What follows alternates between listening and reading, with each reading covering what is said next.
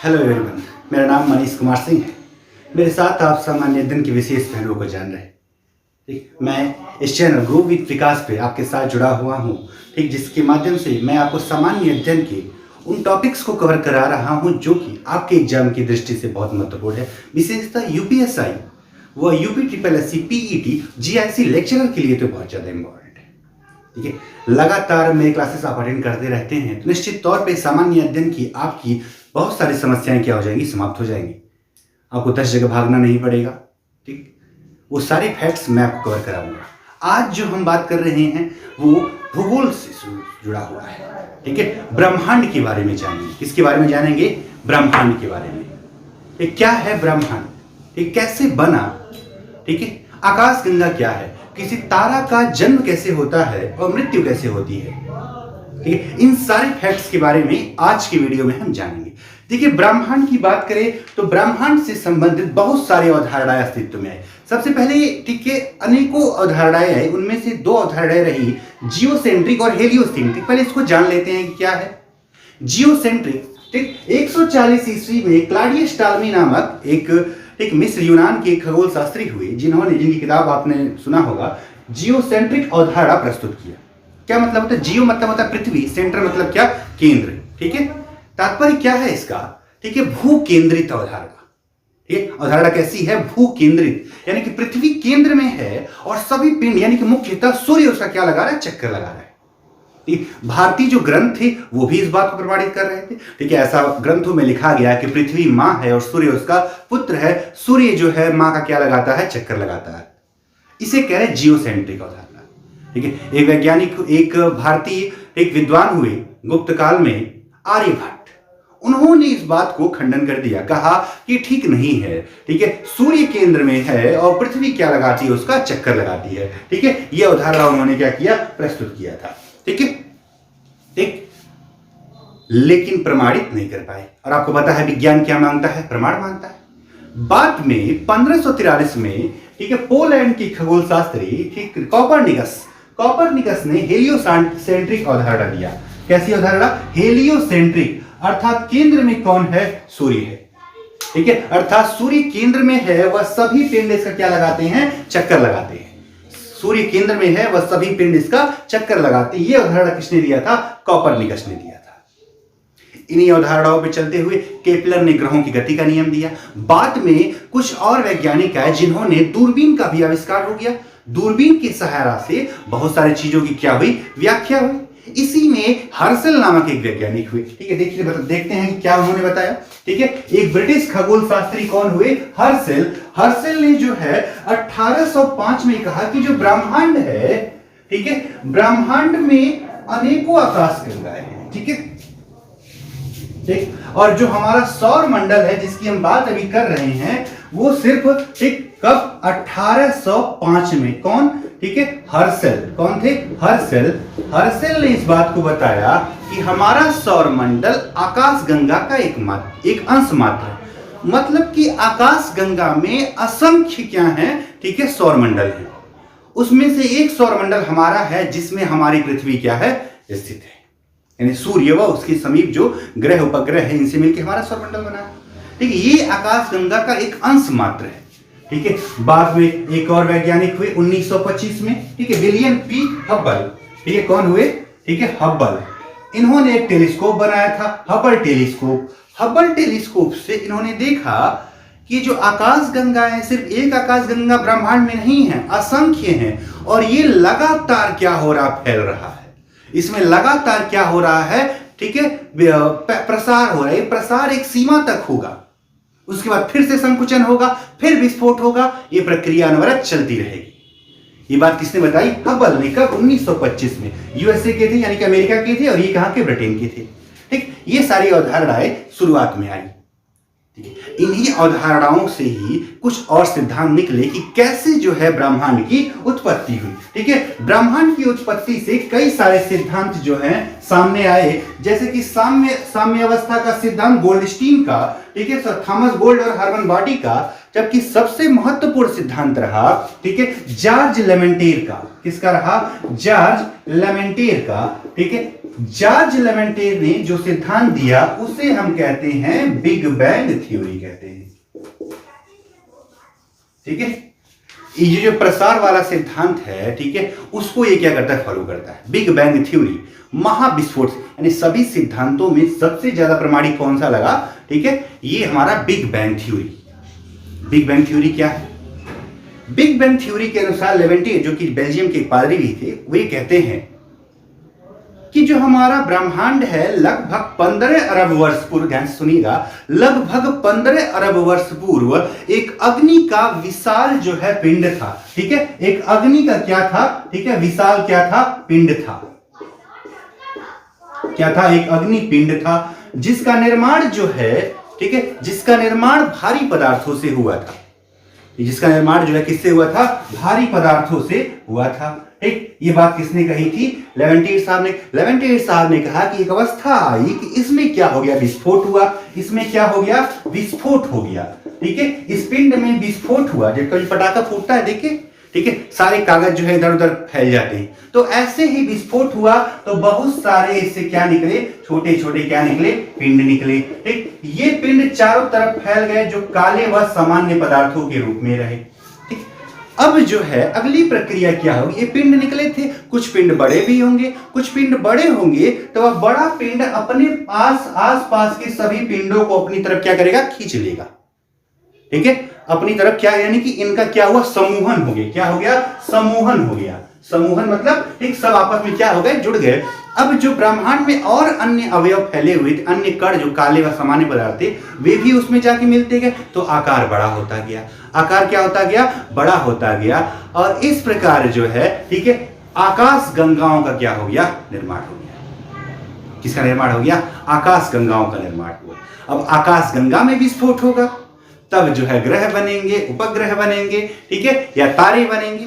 तारे बनेंगे, मुख्यतः क्या बनेंगे? तारे बनेंगे। तारे में विस्फोट होगा तो ग्रह व उपग्रह बनेंगे। ठीक है, यहां नया शब्द क्या आ गया? आकाश गंगा आ गई। क्या आ गया? आकाश गंगा। ठीक, आकाश गंगा क्या है? आकाश गंगा यानी गैलेक्सी। आकाश गंगा जो है असंख्य तारों का एक विशाल पुंज है। ठीक, आकाश गंगा क्या है? असंख्य तारों का समूह। असंख्य तारों का समूह क्या है? आकाश गंगा। ब्रह्मांड में लगभग, ठीक है, ब्रह्मांड में 100 अरब आकाश गंगाएं। ठीक, प्रत्येक आकाश गंगा में लगभग 100 अरब जो है, ठीक है, तारे होते हैं। लगभग 100 अरब तारे होते हैं। ठीक है, यानी प्रत्येक आकाश गंगा में लगभग कितने तारे होते हैं? 100 अरब तारे होते हैं। यानी हम उसका एक बहुत छोटा सा हिस्सा है। ठीक है, जो मानव है, जिस पृथ्वी पर है, कि इतना अहंकार की भावना रखते हैं हम, ठीक है, ये तुच्छ ब्रह्मांड के बहुत ही नगण्य बराबर है।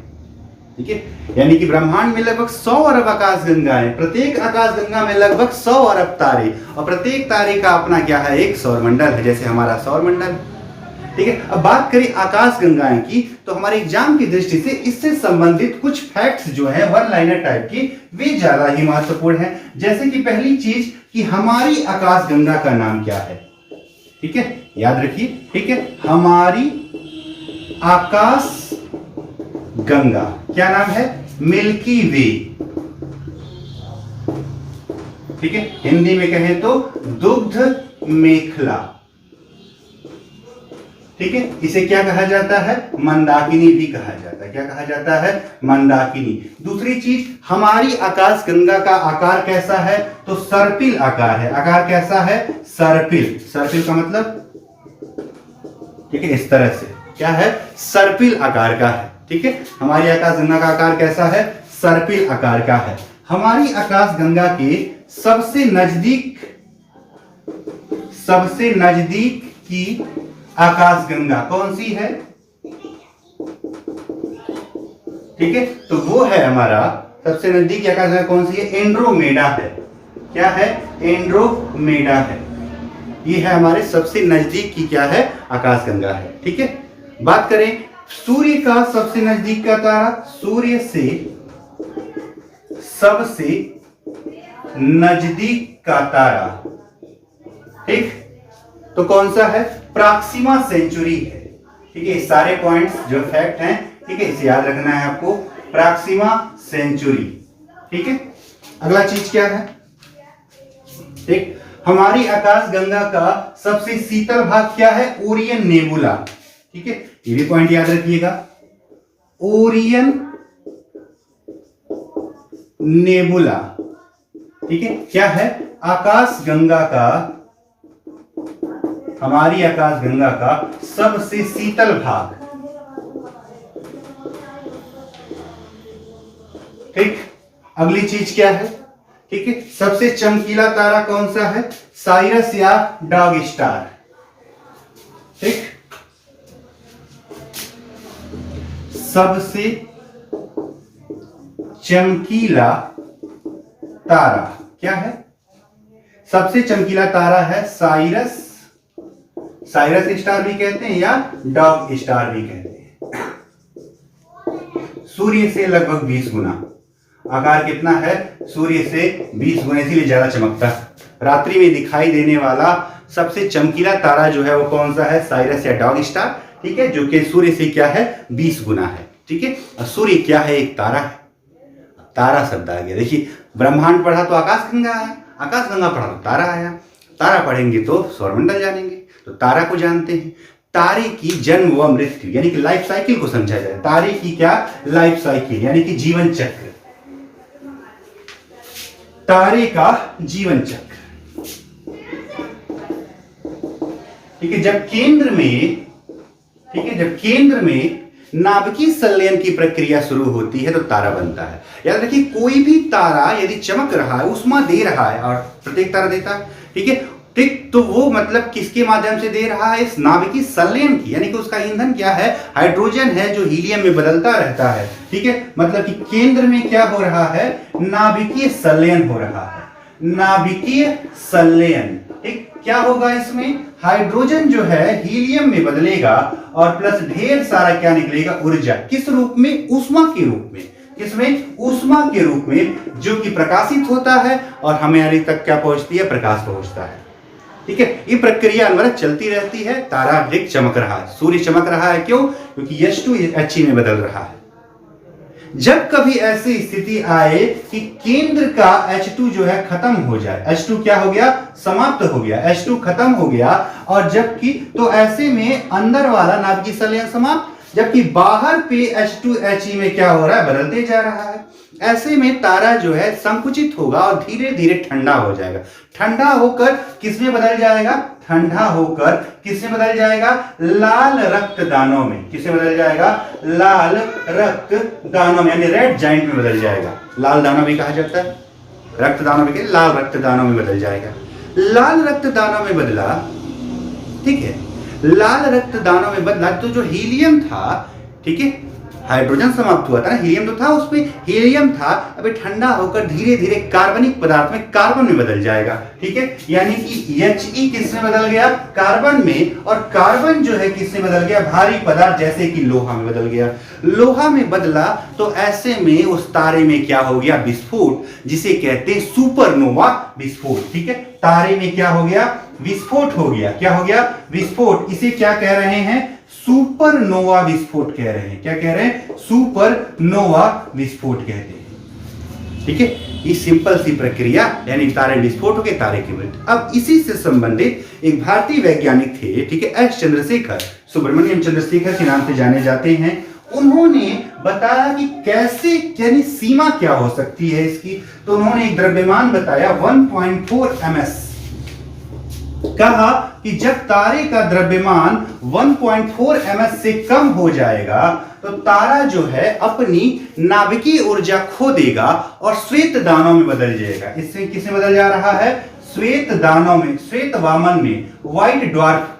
ठीक, श्वेत वामन में बदल जा रहा है। अब इसे ही हम जो है, ठीक है, जीवाश्म तारा, यानी तारा मृत्यु के करीब है तो उसे क्या बोल देते हैं, जीवाश्म तारा, फॉसिल स्टार्स, ठीक है, जीवाश्म तारा कहते हैं। और इस 1.4 ms को क्या कहा गया, चंद्रशेखर सीमा, ठीक है, चंद्रशेखर सीमा। ms क्या है यहां पर, ठीक है, सौरिक द्रव्यमान, मास ऑफ सोलर है, ठीक है। तो इस प्रकार तारे की क्या हो जाती है, मृत्यु।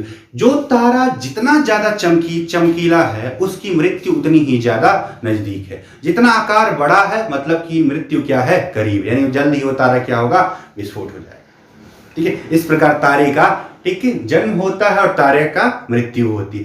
तारा का विस्फोट होता है, ठीक है, तारे से ही जो है सौर मंडल के अन्य ग्रहों की उत्पत्ति हुई है, जिसमें हम जानेंगे द्वैतवादी व अद्वैतवादी संकल्पना। द्वैतवादी क्या कहता है कि दो तारों से ग्रहों का निर्माण हुआ, ठीक है, जबकि अद्वैतवादी क्या कहता है, एक ही तारे से हुआ, ठीक है। इसे हम अगली क्लास में जानेंगे। आज की क्लास में इतने सारे फैक्ट्स को हमने जाना जो कि ब्रह्मांड की उत्पत्ति से संबंधित रहे, आकाशगंगा के बारे में और तारों के बारे में, ठीक है। इसे अपनी तरह से आप नोट भी करें, ठीक है, सारे पॉइंट को समझें, ठीक, जो आपके एग्जाम्स की दृष्टि से क्या है, बहुत ही महत्वपूर्ण है। तो आज के लिए बस इतना ही, ठीक है। हमारे चैनल को लाइक करें, सब्सक्राइब करें, ज़्यादा से ज़्यादा लोगों तक पहुंचाएं, ठीक, धन्यवाद।